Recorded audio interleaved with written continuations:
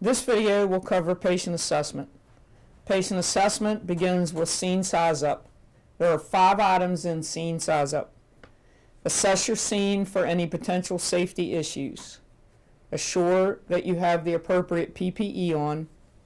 Determine your mechanism of injury or nature of illness. Determine the number of patients that you have and any additional resources that you may need. Once the scene size up is complete, you will begin your initial assessment. As you approach the patient, you should form a general impression. What can you gather about the patient as you approach?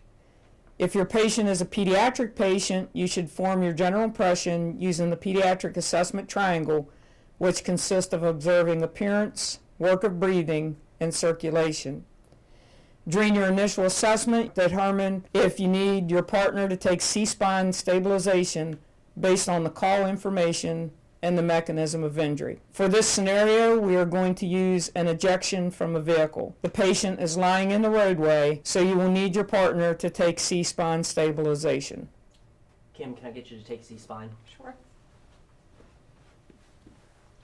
We will begin then with 2 A's unless the patient is unconscious, and then you would follow the CAB process. The first A is AVPU.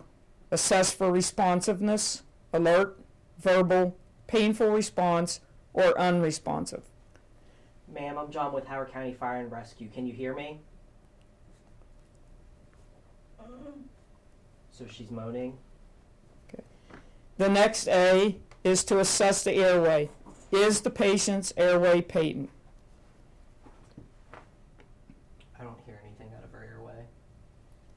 If the patient's airway was not patent, you would suction or reposition as needed. Then you will move to the 3 B's. The first B is the breathing assessment. What is the rate and quality of the patient's breathing?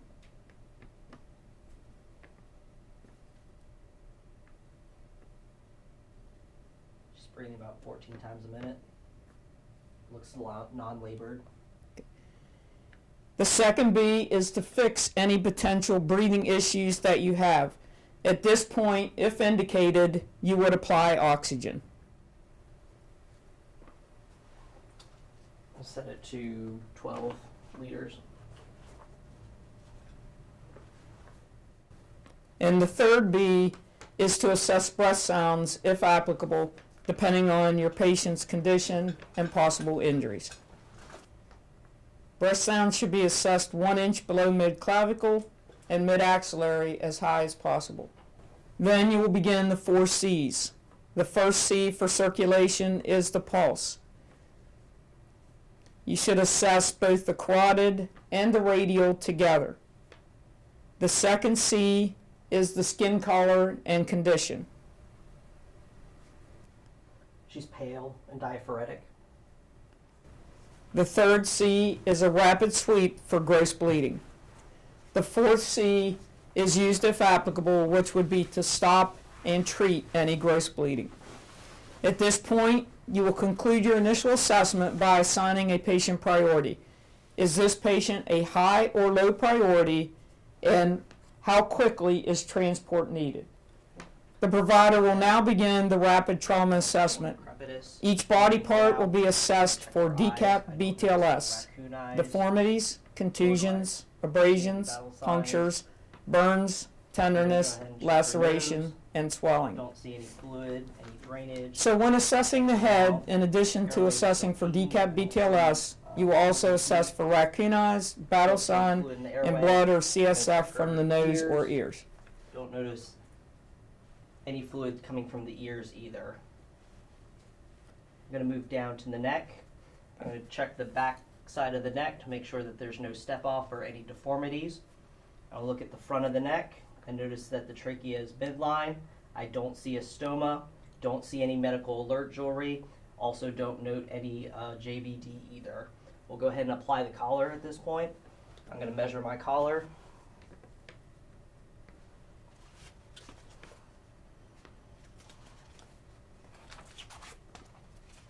Kim, I'm going to need you to hold C-spine. I'm just going to work around you here. Might need you to just lift just slightly so I can get this collar in.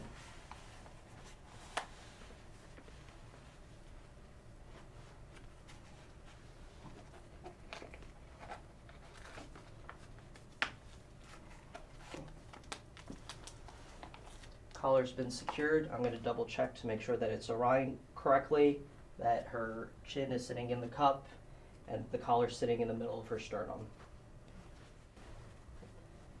As the provider prepares to work down the chest, be assured to assess the full chest area, not just the top of the chest. Assess for subcutaneous emphysema and equal rise and fall, and if not already done as part of the initial assessment, you would assess breath sounds at this point. Next, the abdomen will be assessed. Again, assess all four quadrants for distension and rigidity.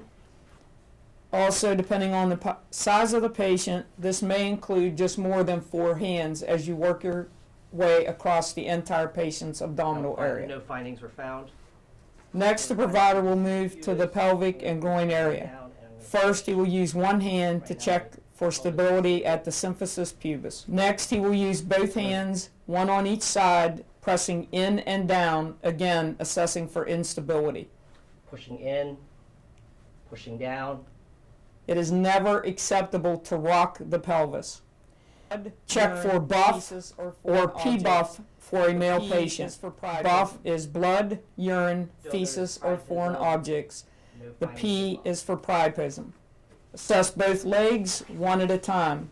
Work from the top of the leg to the foot or ankle, assessing for circulation, motor, and sensory in each leg. Checking for pulses. It is important to work all the way around the extremity. Pulses. Ma'am, if you can hear me, can you wiggle your toes? I get a response. Ma'am, can you tell me what toe I'm touching? I get no response.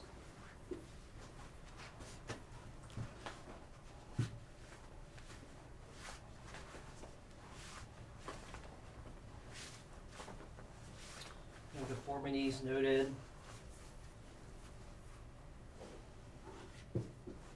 Feeling for pulses. I have pulses. Ma'am, wiggle your toes. Get a response. Ma'am, which toe am I touching? No response. After the legs are completed, the provider will move up and assess the arms, again assessing for circulation, motor, and sensory. I have a pulse. Ma'am, can you wiggle your fingers? Get a response. Which finger am I touching? No response. Checking the right arm for decap VTLS. Checking for pulses. Ma'am, can you wiggle your fingers? Have a response. Which finger am I touching? Don't get a response there. At this point, the patient would be log rolled to assess the posterior side. If the patient would be placed onto a long board, the board should be in position before the patient is log rolled. For the purpose of this video, we will not do the log roll onto the board, as there is a separate video that covers that in great detail. At this point, because your patient is a high priority, you should prepare your patient for transport. En route, you will obtain vital signs, complete a sample and OPQRST. If your patient is not able to respond to you, as is the case in this patient, a sample may be obtained from providers on the scene prior to leaving to try to get as much information as possible. Vital signs that would be taken en route include the blood pressure, pulse, respirations, skin color and condition, pupils, pulse ox, and glucometer. At this time, the provider will obtain a sample history from a bystander. All right. Does anybody know if this patient has any allergies? Does anybody know if she takes any medications? Does anybody know anything about her medical history? Does she have any heart issues? Does she have high blood pressure?